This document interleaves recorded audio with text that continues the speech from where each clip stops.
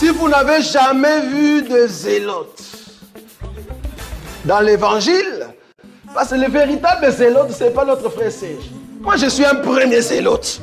Parce que j'ai donné la définition de ces zélotes-là. Nous sommes des hommes qu'on a déjà tués depuis longtemps. Un cadavre qui marche. Nous sommes toujours dans notre enseignement sur l'enseignement de la prière. Il y a beaucoup de points. Nous avons beaucoup de points. On fait de notre mieux pour expliquer clairement la parole de Dieu au peuple de Dieu. Parce que la prière, l'enseignement de la prière est très important. Parce que si les fondements sont bons, si l'enseignement est bon et juste, nous croyons que cette prière-là sera exaucée. Alors, frère Béni, si tu peux nous prendre Jacques.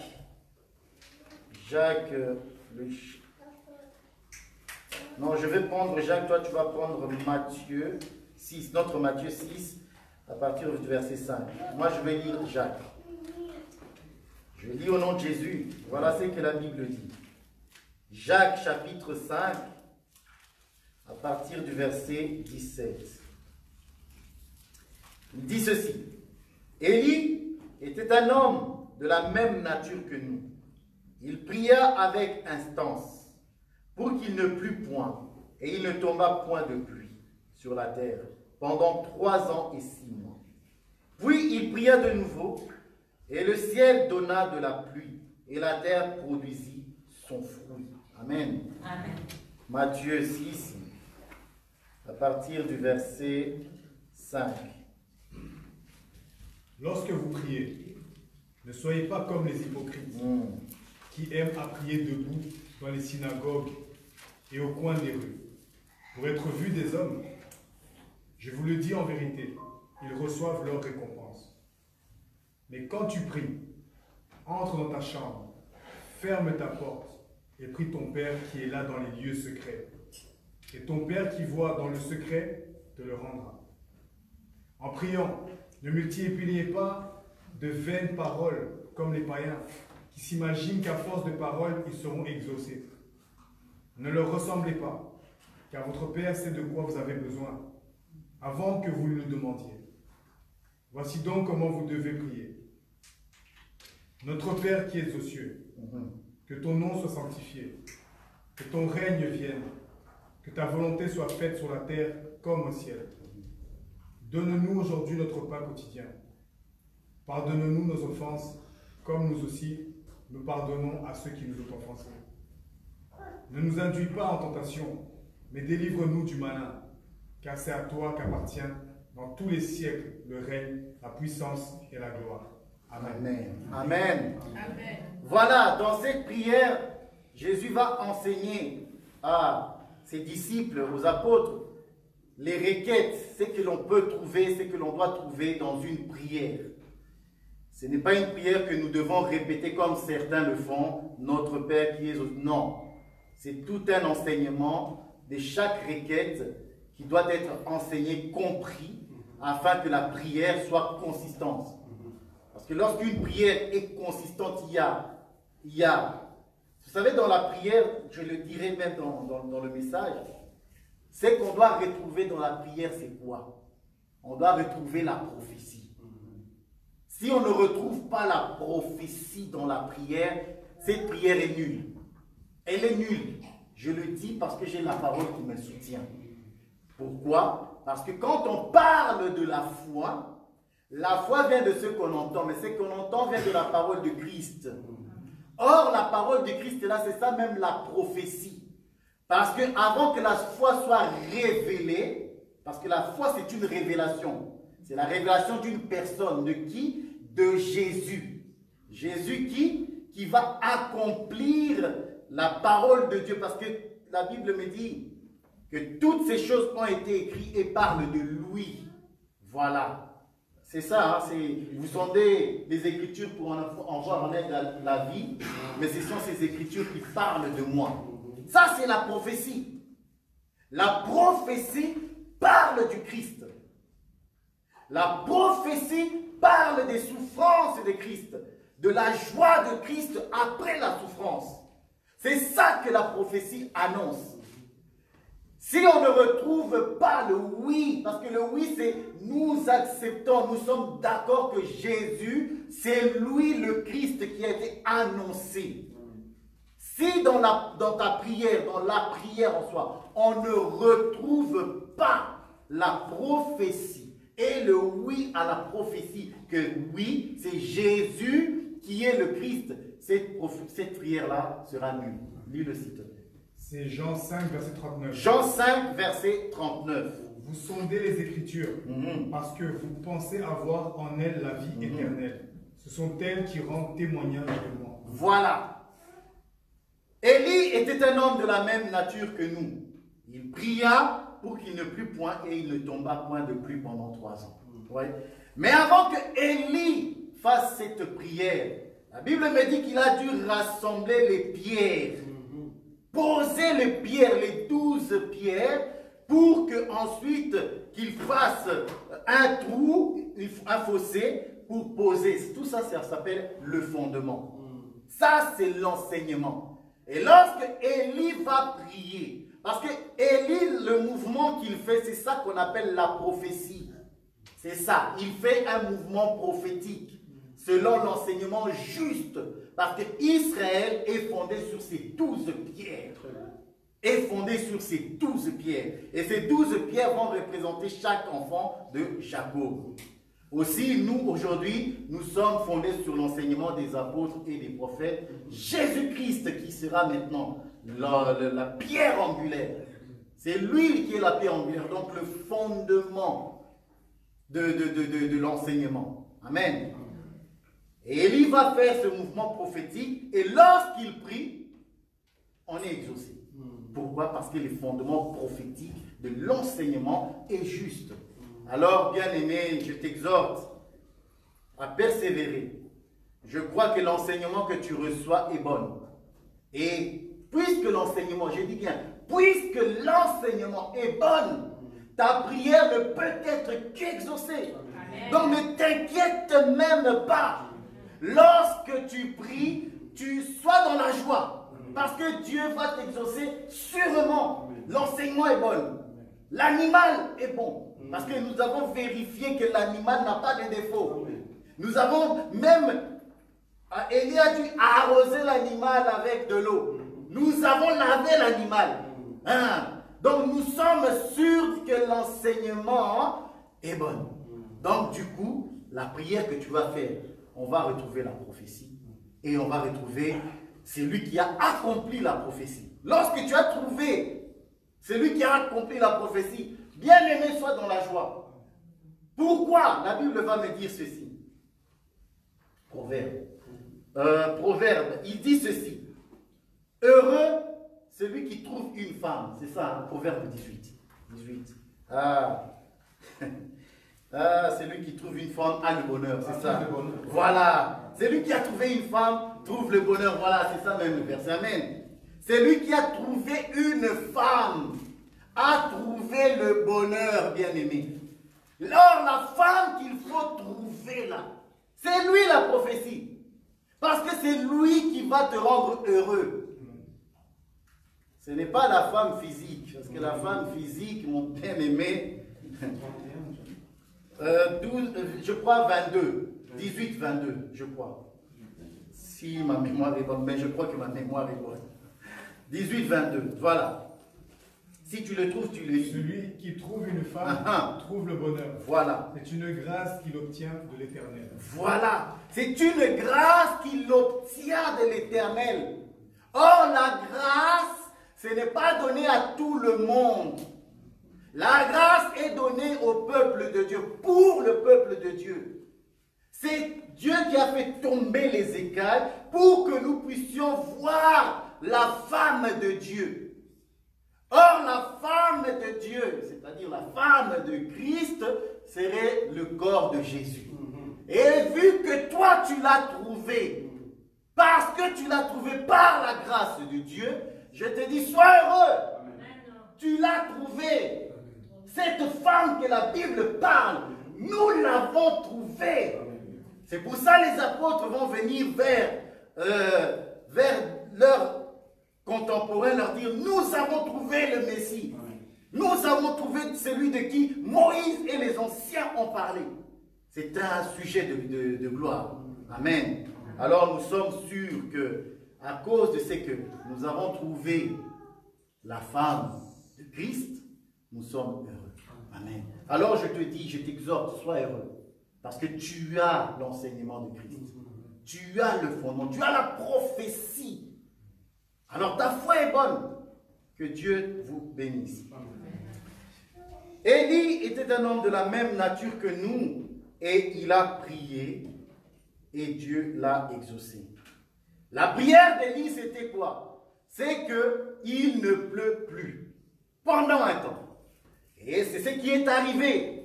Or, lorsqu'il ne va plus pleuvoir, c'est-à-dire la pluie ne va plus tomber, la famine va s'installer. La famine va s'installer dans le pays.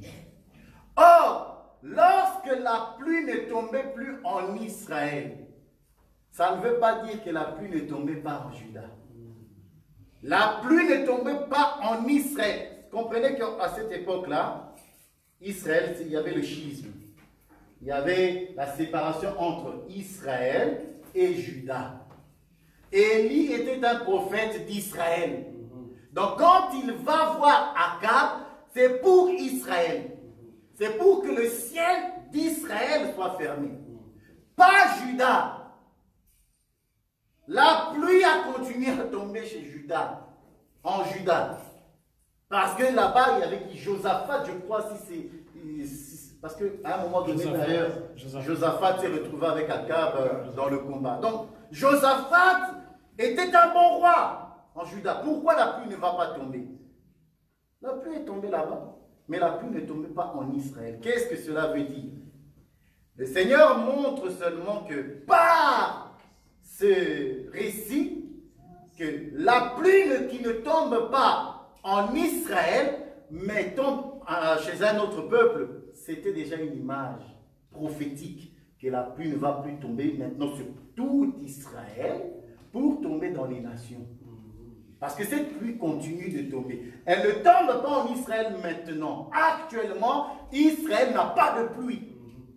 Actuellement, là, au moment où nous parlons, il n'y a pas de pluie en Israël.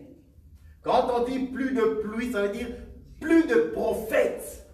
Il n'y a plus de fautes, plus de rois de la lignée de David.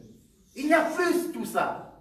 Pourquoi? Parce que toutes ces choses sont désormais dans les nations. Ça, c'est tout un sacerdoce. Ce sacerdoce, la royale, mosaïque, tout ça, c'est aujourd'hui chez nous. Donc la pluie ne tombe pas en Israël, mais la pluie va tomber chez nous. On va prendre le livre d'Amos. Béni soit Dieu de ce que la pluie tombe chez nous.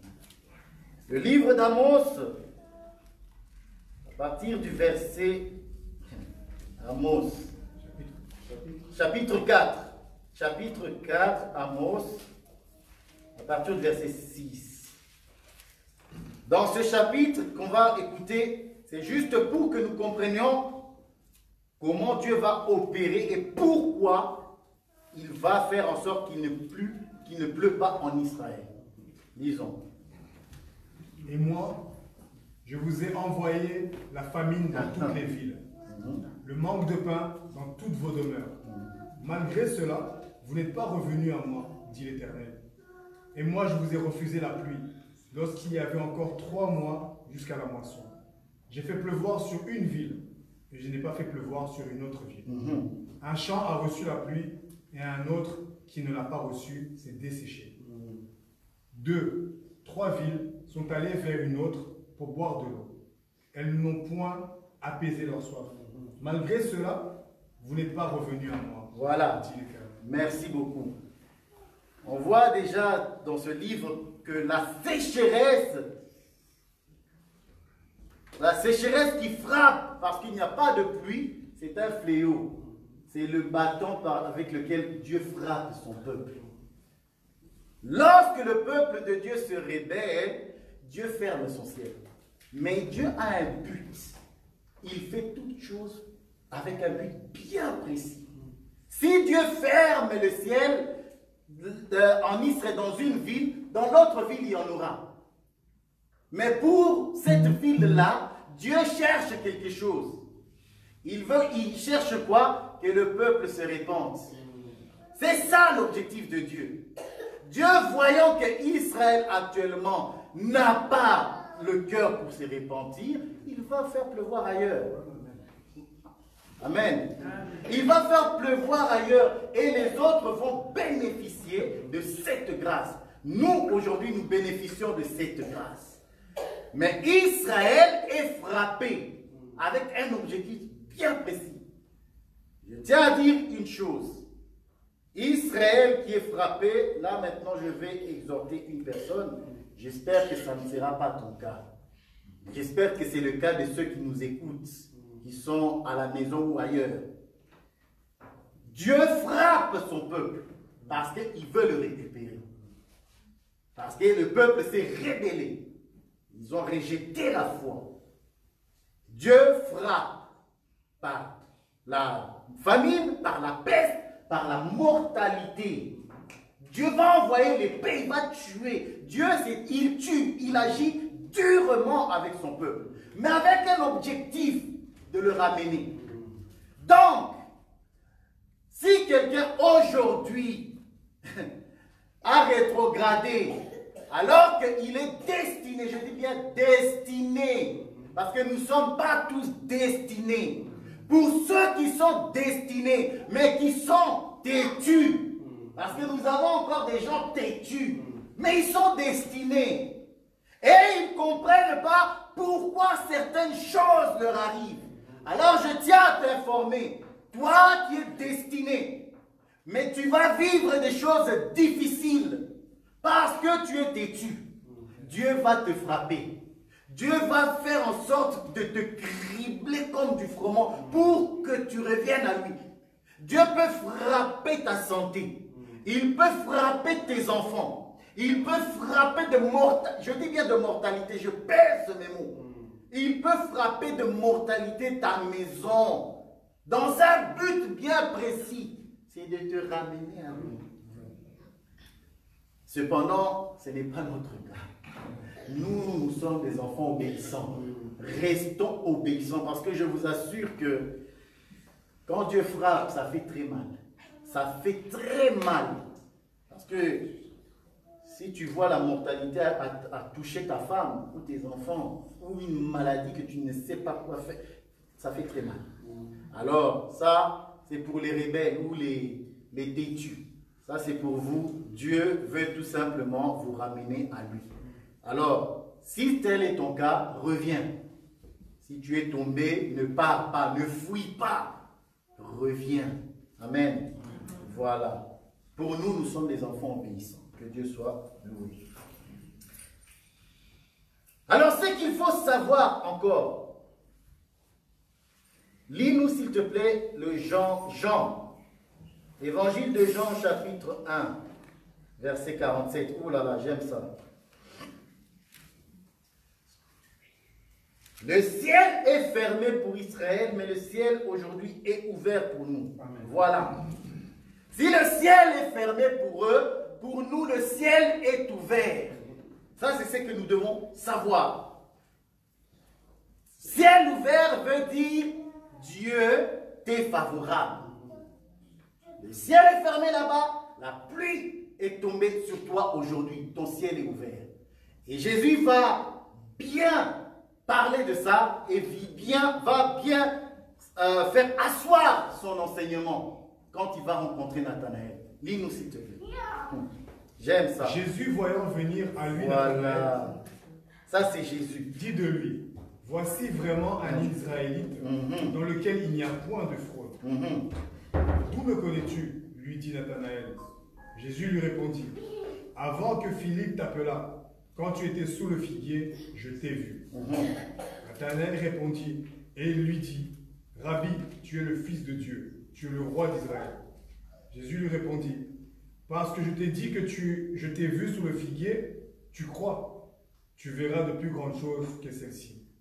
Et il lui dit, en vérité, vous verrez désormais le ciel ouvert et les anges de Dieu monter et descendre sur le Fils de l'homme.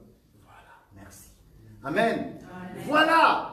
Donc, Nathanaël va arriver en face de Jésus et Jésus va lui donner une parole de connaissance et Nathanaël va être émerveillé et va croire. Voilà. Le problème, c'est quoi? C'est que je veux dire ici, c'est quoi? C'est que le fait que tu crois que Jésus, c'est lui le Christ, c'est pour ça que je dis qu'il n'y a pas de foi sans la prophétie. Ça n'existe pas. La foi et la prophétie sont liées ensemble, ont la même source, sont, si je peux dire, jumelles. C'est comme les dents du crocodile. Voilà, c'est ça cette image. C'est les mêmes. L'un ne peut pas être sans l'autre. C'est pas possible. La foi et la prophétie sont comme les dents du crocodile qui se croisent comme des frères. Voilà. Les écailles du crocodile, c'est les écailles. C'est les écailles du crocodile, voilà. Ils sont comme des frères, ils sont ensemble, ils sont liés. Et la Bible va dire ici, Nathanaël a cru. Mais il a cru en quoi? Avant ça, on lui dit, nous allons trouver le Christ. Celui de qui Moïse et les anciens ont parlé. Ouais. Alors Jésus va lui dire ceci. Puisque tu crois, voilà. Désormais tu verras quoi? Le ciel ouvert. Et les anges de Dieu descendre sur le Fils de l'homme. Voilà. Parce que nous croyons. Le fait que nous croyons en la foi que les apôtres ont prêché, que Jésus est le Christ, bien-aimé, ne te tracasse pas. Ne te tracasse pas. Le fait que tu crois en ça, le Seigneur te rassure. Ton ciel à toi est ouvert. Il n'est pas fermé. La foi, ceux qui n'ont pas la foi, leur ciel à eux est fermé, mais pas le nôtre. Le nôtre, il est ouvert. Donc que personne ne vienne te dire le contraire. Oh, j'ai entendu et j'ai vu des gens prêcher. Nous allons prier pour que ton ciel s'ouvre. Mais vous êtes fort. Mais vous êtes très fort. Tu fais comment? D'ailleurs, le ciel là que tu vas ouvrir, là, c'est où? C'est quel ciel? Les gens, vous savez, les gens parfois, quand ils poussent les gens à une certaine foi, qui n'est pas la foi. Il faut faire très attention, je vais le marteler aussi après. Il faut faire très attention à toutes ces prédications, à tous ces enseignements qu'on voit de partout, qui ne sont pas bonnes en fait. C'est erroné. C'est la foi. Le docteur me dit que c'est la foi avec un E. Avec un E. Donc c'est la foi hein, qu'on retrouve. C'est la foi. Voilà. Or, nous avons la foi selon l'analogie de la prophétie. Cette foi-là, quand tu la possèdes, rassure-toi. Je suis venu te rassurer, frère. Ton ciel est ouvert. Dieu t'est favorable. Amen. Tu dois le savoir. Tu dois te dire, à chaque fois que tu t'approches dans la prière, le ciel, mon ciel à moi, il est ouvert. Amen. Il est ouvert. Oh non, parce que les tantes, je ne sais pas qui, ils ont fait ceci. Oh non, non, non, je ne suis pas là-bas. Le jour où j'ai accepté le Seigneur Jésus, j'appartiens à une autre famille. Amen. Je ne suis plus de cette famille-là, de la malédiction. Non. Non, non, non, non, non. Oh non, non, je fais partie de la famille de Christ. Et mon ciel à moi est ouvert. Voilà. J'aime ça. Un roi. On va continuer. Et j'aime beaucoup ce qui va venir maintenant. Un roi chapitre 18. On retourne chez Élie. On retourne chez Élie bien-aimé. Le chapitre 18. Ah Élie. J'aime ce qu'Élie va faire. Ah la vie. 1 roi 18. Au verset 30. À partir du verset 38 jusqu'à 41. 1 roi chapitre 18. Et le feu de l'Éternel tomba. Et il consuma l'holocauste, le bois, les pierres. Attends. 36. Commence par le... Oui, 37. Réponds-moi, Éternel. Réponds-moi. afin que ce peuple reconnaisse que c'est toi, Éternel, qui est Dieu, et que c'est toi qui ramènes leur cœur. Et le feu de l'Éternel tomba, et consuma l'holocauste, le bois, les pierres et la terre, et il absorba l'eau qui était dans le fossé. Quand tout le peuple vit cela, ils tombèrent sur leur visage et dirent, c'est l'Éternel qui est Dieu, c'est l'Éternel qui est Dieu. Saisissez les prophètes de Baal, leur dit, qu'aucun d'eux n'échappe. Et ils leur saisirent. Élie les fit descendre en torrent de Kisson, et il les égorgea. Continue. Et Élie dit à Akab, monte, mange et bois, car il se fait un bruit qui annonce la pluie. Stop. J'aime ça. On va continuer, mais on va aller doucement. Élie va dire à Akab, monte, mange et bois, car il se fait un bruit qui annonce la pluie. J'aime ça. J'aime tellement ça. Le bruit, c'est Élie seul qui l'entend. Ce bruit qui annonce la pluie. Bien-aimé, nous en tant que chrétiens, si tu n'entends pas le bruit qui annonce la pluie, ne prie pas. Tu ne peux pas prier sans avoir entendu le bruit. C'est ça que je veux dire. Parce que Élie va monter pour aller prier pour qu'il pleuve. Pourquoi? Parce que Jacques a dit, il a prié pour qu'il ne plût pas et il ne tomba pas de pluie. Ensuite, il a encore prié pour qu'il pleuve, pour que la pluie retombe. Voilà, là je suis à la deuxième phase.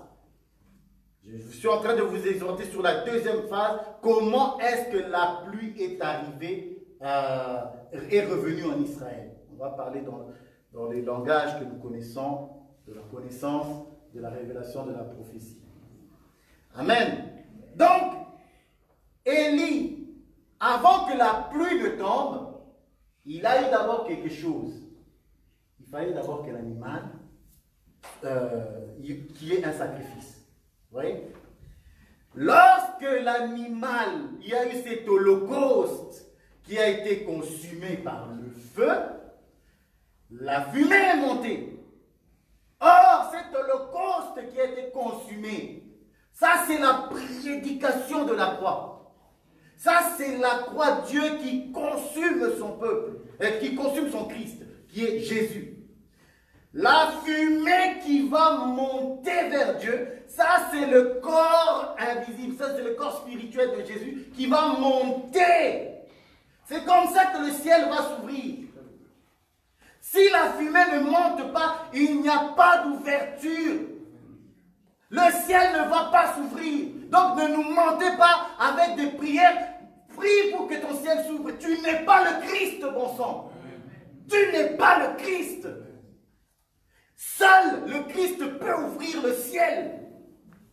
C'est le Christ seul qui a ce mandat-là, cette autorité de monter, de descendre. Qui es-tu donc pour ouvrir le ciel? Non. Seul Dieu peut le faire. Alors, Élie, étant prophète, va faire tout ça. Et nous avons tiré un enseignement. Nous avons compris qu'avant la pluie, il faut la croix. Avant que nous autres, nous recevons la pluie, Jésus-Christ est d'abord mort. Jésus est mort, il est ressuscité, il est monté au Père. C'est comme ça que le ciel s'est ouvert. Voilà. Le feu a consumé l'holocauste et la fumée est montée. Voilà. Voilà. Et lorsque la fumée est montée, c'est alors qu'Élie maintenant peut venir exhorter Akab. Akab, mange et bois. C'est ça que nous faisons. En tant que prédicateurs, nous sommes là pour vous dire, soyez en paix. Parce que le sacrifice a été offert. Soyez en paix. Croyez. Parce que moi, j'ai entendu un bruit. Si tu ne l'entends pas, sois en paix. Va manger. Mange et bois. Sois en paix. Sois en paix. Mange et bois. Ça, c'est la responsabilité des hommes de Dieu. Nous sommes là pour prêcher le peuple de Dieu à croire en Dieu. Pourquoi? Parce que le sacrifice a été offert, la fumée est montée, et maintenant tu peux manger et boire. Sois en paix. Donc lorsque tu pries, bien-aimé, sois en paix, sois rassuré. Sois rassuré. Aujourd'hui, je suis venu enlever les doutes, si possible, dans vos cœurs. Je veux que vous sachiez que le fondement est bon, l'enseignement que vous écoutez, elle est bonne, et que la fumée est montée. Le ciel est ouvert. Soyez en paix. Donc quand tu pries là, sois en paix. Amen. Ah, j'aime ça. Ah. Il dit, car il se fait un bruit qui annonce la pluie. Là maintenant, on va rentrer dans la prière. Élie va prier. Mais avant ça, je t'exhorte, toi qui es chrétien, moi qui suis chrétien, nous ne pouvons pas prier sans avoir entendu le bruit. Parce que ce bruit-là, lorsque tu l'entends, bien aimé, on va le voir plus loin, mais je le dis déjà, Élie, parce qu'il a entendu le bruit qui annonce la pluie, lorsqu'il s'est mis à prier, il était avec un serviteur. Pendant 7 fois, il lui dit, retourne, monte et regarde. Lui, il a entendu, son serviteur, non. Lui, il a entendu. Parce que Élie a entendu le bruit qui annonce la pluie. Élie peut prier. Lorsque tu as entendu la prédication, lorsque tu entends et que tu écoutes les enseignements, ça c'est l'espérance, c'est le bruit. Sachez que le bruit, c'est ça même qui a attiré au jour de la Pentecôte. La Bible me dit, il eut un bruit, voilà. Et les hommes se sont rassemblés autour des apôtres. Je vais parler de ça aussi. Parce que s'il n'y a pas de bruit, Élie ne va pas prier. Mais parce qu'il a entendu le bruit, il peut prier. Et quand il va prier, il va persévérer. Il va insister. Peu importe le nombre de fois que le serviteur va faire, lui il a cette assurance. Moi j'ai entendu le bruit. Ce bruit-là m'annonce la pluie. Donc il va pleuvoir. Donc quand tu as prié une fois, ne t'arrête pas. Quand tu as prié 2 fois et que tu n'as pas vu, ne t'arrête pas. Quand tu as prié 5 fois, ne t'arrête pas. Prie. Prie 7 fois. Donc prie beaucoup. Mais ce qui va faire que tu persévères dans la prière, c'est entendre. Parce que tu as entendu. Parce que j'ai entendu ce bruit. Je suis sûr qu'elle va s'accomplir. Et elle va s'accomplir certainement. On va lire. On va lire un verset que j'aime beaucoup. Là maintenant, je vais prendre Acte 2, le bruit. Et s'il te plaît, prends Ézéchiel. Ézéchiel, le prophète qui entend des bruits. Ézéchiel, le prophète qui entend des bruits des ailes. J'aime ça. Bien aimé, le bruit est important. Tu ne peux pas ne pas entendre le bruit qui annonce la pluie. C'est ça qui va te donner la force de prier et de persévérer, d'insister. Je l'ai entendu. Je sais que celui-là, c'est Dieu-là qui m'a promis, il est fidèle. Il va l'accomplir. Amen. Ézéchiel 37. C'est les... j'aime ça. On va voir. Ézéchiel 37.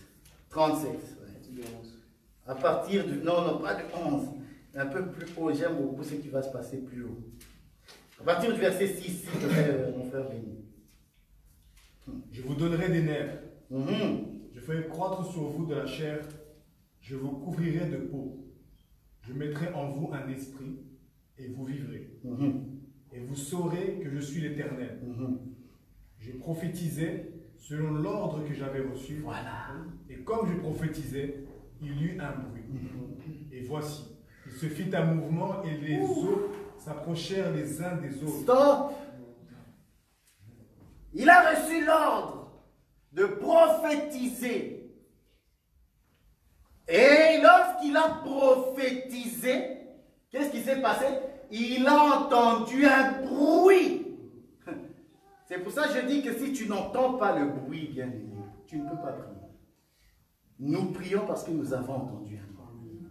Et si nous sommes rassemblés en ces lieux, c'est parce que nous avons entendu un bruit. C'est le bruit qui nous rassemble ici. Le bruit. Ça s'appelle le son de la trompette. C'est ça le bruit qui rassemble. Parce que la Bible me dit, Ézéchiel, lorsqu'il a prophétisé, les eaux. Or, nous savons que les eaux, c'est à l'intérieur. C'est ce qui est caché. C'est ce qui est caché dans le corps de l'homme. Ici, je ne parle pas d'Israël, oui. C'est un passage qui concerne vraiment aussi Israël. Mais ça nous concerne aussi. Parce que nous sommes les eaux. Parce que la Bible dit, tu es femme. Voici cette fois-ci. C'est os de mes os, c'est ça? Os de mes os. Les os se rassemblent. Ça, c'est l'église. Cet homme est en train de prophétiser sur l'église. Il est en train de dire que par la prophétie, donc c'est la prophétie qui rassemble les aigles, qui nous rassemble, qui rassemble l'église. La prophétie, lorsqu'elle est enseignée, lorsqu'elle est prêchée correctement, l'on rassemble les os. David va dire à ses contemporains, vous êtes mes os, vous êtes ma chair. Qu'est-ce que cela veut dire? Vous êtes mes frères, ceux du dedans. Voilà, nous sommes l'église de Dieu. C'est pour ça que, en enlèvement, vous allez voir qu'il y aura d'abord les os, le rassemblement des os. Ah, la chair viendra après. Mais d'abord, c'est les os qui se rassemblent. Lorsque les os se rassemblent, alors la chair va se rassembler après. Amen. Acte 2, on va juste le lire, mais on a déjà donné un peu l'explication. Acte 2, chapitre 2, verset 6. Ah, les os. Au bruit qui eut lieu, la multitude accourut et elle fut confondue parce que chacun les entendait parler de son propre langue, sa propre langue. Ils étaient tous dans l'étonnement et la surprise. Et ils se disaient les uns aux autres, voici ces gens qui parlent. Ne sont-ils pas tous galiléens?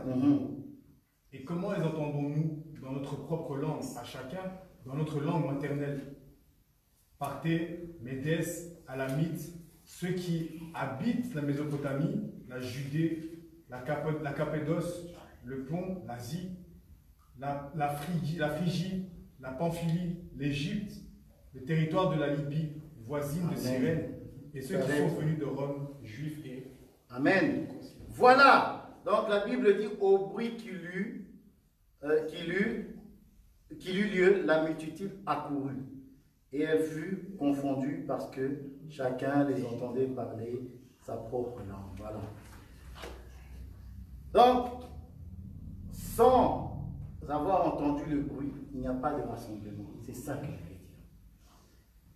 Et si Élie n'entend pas le bruit, Élie ne va pas prier.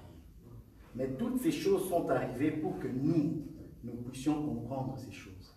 Que c'est à cause du bruit qu'Élie a entendu qu'il est allé en prière. C'est pour ça que je dis tout à l'heure que personne ne peut s'engager dans la prière, dans la foi, s'il n'a d'abord entendu le bruit. Parce que la Bible me dit que ce n'est pas tout Israël qui s'est rassemblé, c'était seulement ceux de la Judée qui étaient venus en ce jour-là. C'est eux qui ont entendu le bruit. Vous croyez vraiment qu'il n'y avait que 5000 hommes? Vous croyez vraiment? Donc, nous comprenons par là que ceux qui entendent le bruit sont heureux. Ils sont vraiment heureux. Parce que lorsqu'ils sont venus, Pierre va prêcher la parole. Parce que tu es venu pour ça. Tu es venu pour que nous te prêchions, pour que nous présentions le Christ, pour que nous t'expliquions. Oh, tu as entendu le bruit. Voilà ce que le bruit veut dire. Parce que nous avons la capacité d'expliquer le bruit. Lorsqu'il eut à Sinaï des éclairs des sons. Il y a eu, parce que le bruit c'est un son, c'est plusieurs, tu ne sais pas, c'est un brouhaha. C'est un son qui parvient à l'oreille, mais tu ne sais pas vraiment discerner. C'est ça que je veux dire. L'enseignement est un brouillard. C'est un bruit. Il faut maintenant que le prédicateur puisse enseigner le bruit. Ça, c'est le bruit de la trompette. Ça, c'est un éclair. Ça, c'est les grondements des eaux. Parce que la voix de l'Éternel est comme un grondement des eaux. Il fait du bruit. Mais il faut discerner. Dans ce bruit, il dit quoi? La Bible me dit que le peuple ne pouvait pas entendre. Il ne voulait pas, il ne pouvait pas. Parce que c'était pas dans leur capacité. Il dit à Moïse, toi, vas-y, va écouter ce bruit. Nous, ça nous dérange. On va mourir. Vas-y, viens nous expliquer. Amen. Donc le peuple, le serviteur de Dieu, les ministres, eux, ils ont la capacité. Ils ont la capacité d'aller entendre la voix de Dieu et expliquer le bruit que vous avez entendu. Voilà ce que cela veut dire. Amen. Amen. Voilà. On va passer à notre 1 roi. Oui, on continue 1 roi. 1 roi 18. Verset. Continue le verset. On était au 41. Oui. Continue jusqu'à la fin. Et Élie dit à Akab, monte, mange et bois, car il se fait un bruit qui annonce la pluie. Akab monta pour manger et boire, mais Élie monta au sommet du Carmel et se pencha contre terre et mit son visage entre ses genoux. Et dit à son serviteur, monte, regarde du côté de la mer. Le serviteur monta et le regarda et dit, il n'y a rien. Élie dit, 7 fois, retourne. À la 7e fois, il dit, voici un petit nuage qui s'élève de la mer, et qui est comme la paume de la main d'un homme. Élie dit, monte et dis à Akab, attelle et descend, afin que la pluie ne t'arrête pas. Voilà. En peu d'instants, le ciel s'obscurcit par les nuages, le vent s'établit et il y eut une forte pluie. Amen. Akab monta sur son char et partit pour Jezreel. Et la main de l'Éternel fut sur Élie, qui se saignit les reins et courut devant Akab jusqu'à l'entrée de Jezreel. Amen. Voilà, la parole de Dieu est magnifique. Donc, nous avons ici Élie qui fait la prière, qui dit à son serviteur à plus de 7 fois, va, je te dis que la pluie va arriver. Va, retourne. Il insiste, il persévère dans la prière. Et à la fin, à la 7e fois, la Bible dit que cet homme, son serviteur, il vit du côté de la mer. Quand on dit du côté de la mer, du côté des nations, c'est du côté des nations que nous sommes. Qu'est-ce qu'il voit? Il voit en fait un nuage. Il voit un nuage comme la paume d'une main d'homme. Voilà. Le nuage, d'où vient-il? Le nuage. Que représente ce nuage? Le nuage, j'explique dans ma prédication et dans la révélation, que c'est la fumée qui était montée. La fumée qui était montée au ciel pour ouvrir le ciel, elle est revenue, mais sous forme d'une paume de main. C'est la fumée qui est montée, qui est devenue un nuage, et il a vu, ah, ça, la pluie va arriver. Non, même lui, il n'a pas compris que la pluie va arriver. C'est seulement lui. Lui, il voit comme... C'est quelque chose de petit, hein, de petit. Or, nous savons que chez Dieu, il n'y a rien de petit. Le ministère, ce n'est pas petit. Les dons de Dieu ne sont pas petits. Parce que les gens ne comprennent pas une chose. Parce que la main de Dieu, c'est la puissance, on est d'accord? Quand on dit la main, on parle de la puissance de Dieu. Et quand on parle de la main, nous avons aussi compris que c'est les 5 ministères. Ça va? Parce que nous avons vu que ça va venir lorsque je parlerai des fils de Jacob. Je vous promets ça, mais c'est déjà fini, ne vous inquiétez pas. J'ai déjà tout est déjà fini. Mais il y a tellement de prédications que je dois choisir. Mais ça rentre toujours dans certaines prédications. Lorsque Benjamin est arrivé en Égypte, il a reçu 5 fois plus que ses frères. Voilà. Joseph lui a donné 5 fois plus que ses frères. Et il lui a donné 5 vêtements en plus que ses frères. Et nous comprenons que les 5 en réalité n'est rien d'autre que la main de Dieu. C'est les 5 ministères. C'est la puissance. Parce que Benjamin en réalité il vient d'où? Parce que Benjamin c'est celui qui était auprès du Père. C'est celui qui a été donné. Parce que Joseph avait besoin de lui. C'est le Saint-Esprit en quelque sorte. Donc, la main de Dieu qui vient de la mer, ça veut dire que désormais, il n'y aura plus de pluie chez les nations. Il n'y aura plus de pluie chez les nations. Le temps des nations est terminé. Maintenant, Dieu retourne en Israël. Voilà. Élie a prié une fois, il a fermé. Dieu a fait tomber la pluie de l'autre côté. Élie, le temps est accompli, prie de nouveau. Mais il a fait l'offrande, il devait faire tout ça. Monter, en quelque temps, la main va revenir, bien aimé.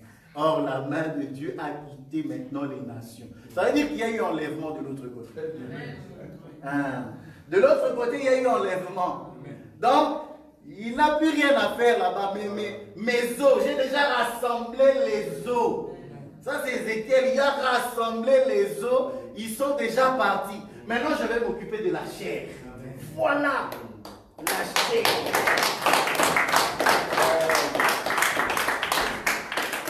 Voilà, le Seigneur va maintenant s'occuper d'Israël. La main va revenir, la puissance, la bénédiction, la pluie va retomber de nouveau en Israël.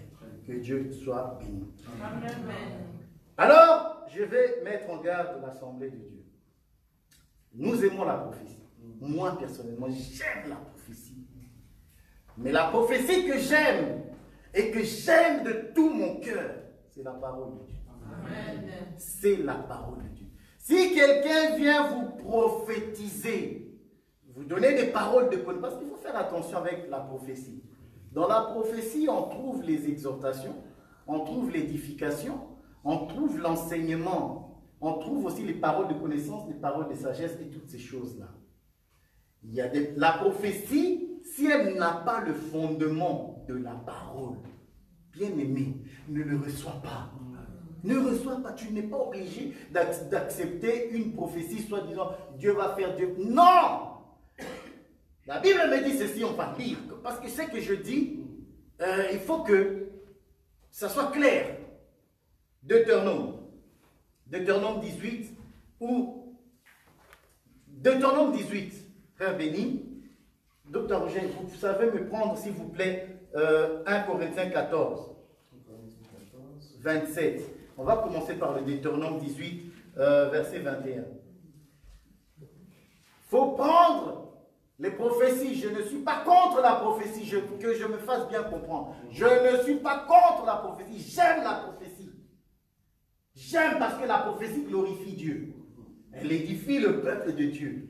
C'est par la prophétie que nous avons la prière, la foi, et nous prions. Et c'est par la prophétie, vu qu'il y a tous ces éléments dans notre prière, c'est par la prophétie que nous sommes exaucés. Donc j'aime la prophétie. Cependant, je fais aussi attention. Parce que la Bible me dit examiner. Ce n'est pas mauvais que j'examine. Donc si tu viens me donner une prophétie, si tu vois que tu as l'impression que je ne crois pas, laisse-moi. Je ne suis pas obligé de croire à tout ce que tu me dis. Oh, je ne suis pas obligé de croire. Et maintenant la Bible va me dire comment je vais reconnaître le vrai prophète et comment je vais reconnaître la vraie prophétie. Deutéronome, on commence par Deutéronome, mon frère. Peut-être diras-tu dans ton cœur, comment connaîtrons-nous la parole que l'Éternel n'aura point dite? Moïse, comment je vais reconnaître la parole de l'Éternel? Parce que les prophètes vont venir comme ça en disant que ainsi parle l'Éternel. Oh, mais Moïse, comment je vais faire pour reconnaître le vrai prophète? Quand ce que dira le prophète n'aura pas lieu et n'arrivera pas. Ce sera une parole que l'Éternel ne leur a point dite. C'est par audace que le prophète leur a dite. N'aie pas peur de lui. N'aie pas peur de lui. Il parle par audace. Il est courageux. C'est un courageux. Mais ce courage-là, dans la Bible, on l'appelle zélané. Ça, c'est l'esprit de Python. Voilà, c'est l'esprit de Python qui parlait par la bouche de cette femme au jour de Paul. C'est un esprit de Python. C'est un faux prophète. S'il sait qu'il dit ne s'accomplit pas, rejette-le. Mais si elle s'accomplit, là on va dire oui, cet homme m'avait dit ça. Donc il faut qu'il y ait accomplissement. Amen. Docteur Roger, s'il vous plaît. À partir du verset 27. J'aime ça. Écoutez-moi. Écoutez bien cette lecture. En est-il qui parle en langue que 2 ou 3 ou plus? Donc on va aller doucement là. Oui. Parce qu'il faut que les choses soient claires. Nous, je le répète, nous ne sommes pas contre la prophétie. Nous ne sommes pas contre les dons spirituels. Nous les aimons. Parce que ça édifie le peuple. Mais cela doit se faire dans l'ordre. Nous allons écouter.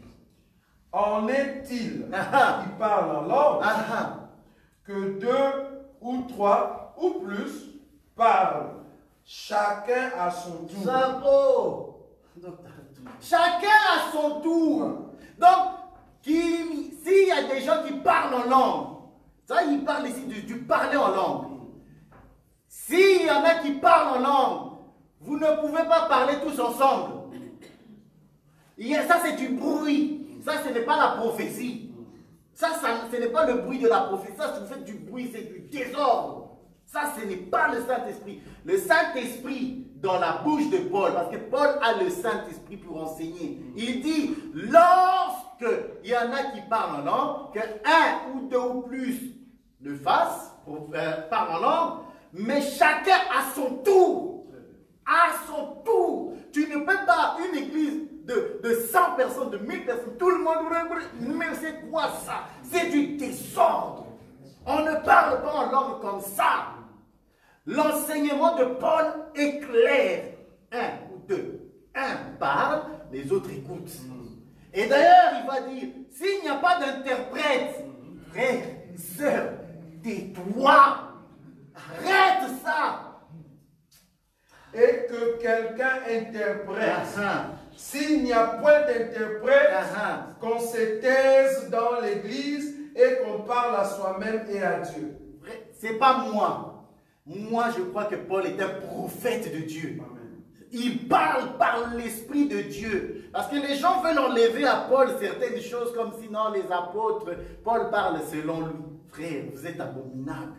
C'est de l'abomination de dire que Paul a pris certains éléments pour favoriser les hommes. Mais allez, s'il vous plaît, soyons constructifs. Donc, en parlant de la prophétie, docteur, parce que maintenant on va toucher la prophétie. 29. Ou ce qui est de prophètes. Les prophètes. Que 2 ou 3 parlent et que les autres jugent. Pour les prophètes, on les juge. Là, on met toutes nos compétences de la connaissance en mouvement. Parce qu'il ne faut pas que le serpent parle au milieu de nous et qu'on se laisse faire. Pour les prophètes, tu veux prophétiser à l'église. Oh, nous allons te juger. Ne fuis pas. Parce que si c'est l'Esprit de Dieu qui parle en toi, nous allons nous soumettre à la parole de Dieu qui sort de ta bouche. Ne crains pas. Il ne faut pas craindre. Hein? Ne soyez pas impressionnés de ce que je crie. Hein? Si vous êtes des prophètes, soyez-le davantage. Amen. Voilà. On continue, docteur. L'écriture. Oui, oui. Et si un autre qui est assis a une révélation, que le premier se taise, car vous pouvez tous prophétiser successivement, afin que tous soient instruits et que tous soient exhortés. Amen. Les esprits de prophètes sont soumis aux prophètes, car Dieu n'est pas un Dieu de désordre, mais de paix. Amen. Dieu est un Dieu de paix. Si tu es prophète ou si tu as le don de la prophétie, fais-le nous savoir. nous allons t'accueillir les bras ouverts. Seulement, lorsque tu vas prophétiser, ne le prends pas mal que nous te jugeons. Parce que là, tu t'es levé pour être jugé. Ah, si Dieu a parlé, tu n'as rien à craindre parce que la parole de Dieu va tous nous soumettre. Amen. Que Dieu soit loué. Voilà. Donc, la prophétie a une très grande place dans notre foi, dans notre vie chrétienne. Sans cela, nous ne sommes pas le peuple de Dieu. Parce que la Bible va me dire, le témoignage de Jésus, voilà, j'aime ça. C'est l'esprit de la prophétie. Donc, la foi que tu as trouve racine en réalité dans la prophétie. Donc la prière, parce que je parle de la prière de l'insistance d'Élie. Donc la prière que tu vas faire, ça s'appelle une prière prophétique. Et parce que la prophétie, tu as entendu le bruit, moi je suis sûr, le fait que tu entendes la parole de Dieu, l'enseignement, c'est ça le bruit. C'est ça le bruit, l'enseignement. Le fait que tu entendes un enseignement, une prophétie juste, ne t'inquiète même pas. Amen. Alors nous allons lire un dernier verset et je vais m'arrêter là. Matthieu 6. Je retourne parce que nous sommes dans la prière, dans l'enseignement de la prière. Matthieu 6, à partir du verset 6 à 8. S'il te plaît, mon frère. Voilà. Mais quand tu pries, voilà. Entre dans ta chambre, ferme ta porte, et prie ton Père qui est là dans les lieux secrets. Et ton Père qui voit dans le secret te le rendra.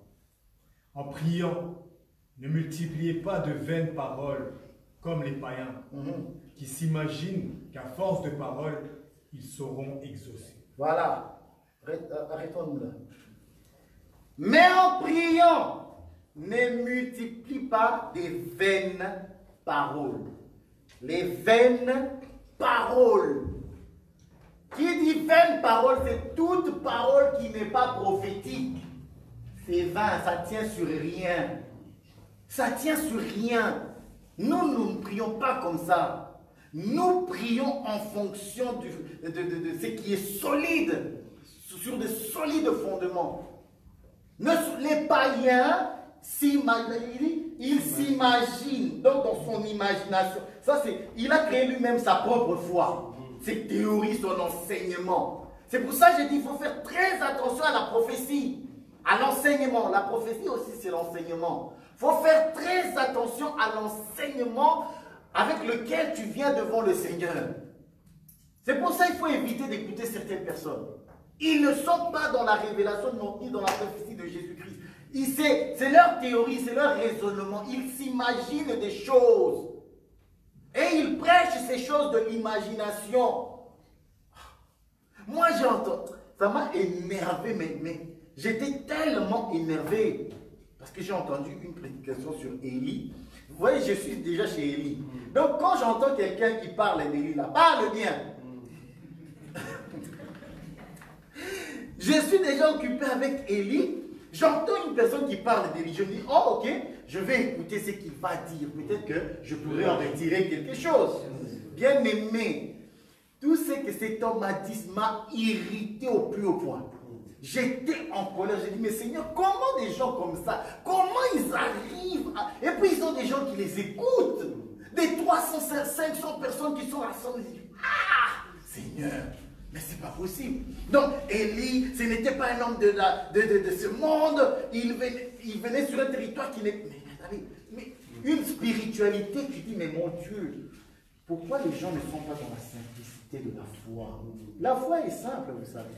La foi, c'est tellement simple qu'à cause de cette simplicité, les gens ne croient pas. C'est Dieu, un Dieu grand comme ça. Oh, il était dans un homme. Ouais, c'est trop simple. C'est tellement simple que les gens n'arrivent pas à croire. Parce qu'eux, ils veulent les raisonnements. Ils veulent s'imaginer des choses, une certaine forme de spiritualité. Donc, il faut faire ça, il faut faire comme ça. Non. Bien aimés, faisons attention à ce que nous écoutons. Mais pour nous, je crois, selon que la parole nous dit, c'est le bruit qui nous a attirés en ces lieux, qui nous a rassemblés pour entendre ces paroles. Parce qu'en entendant, en écoutant cette prédication, cet enseignement, nous sommes dans la joie et nous sommes dans la paix, en sachant que la pluie va tomber. J'ai dit la pluie va tomber par prophétie, mais il y a aussi une pluie matérielle aussi. Hein. Nous ne prêchons pas le matériel. Oh, Dieu va te bénir, tu as menti, va travailler. Voilà. Cependant, Dieu nous ouvre aussi les portes. Amen. Que Dieu bénisse sa parole. Nazako matangai, nazako matangai, nga nazako matangai.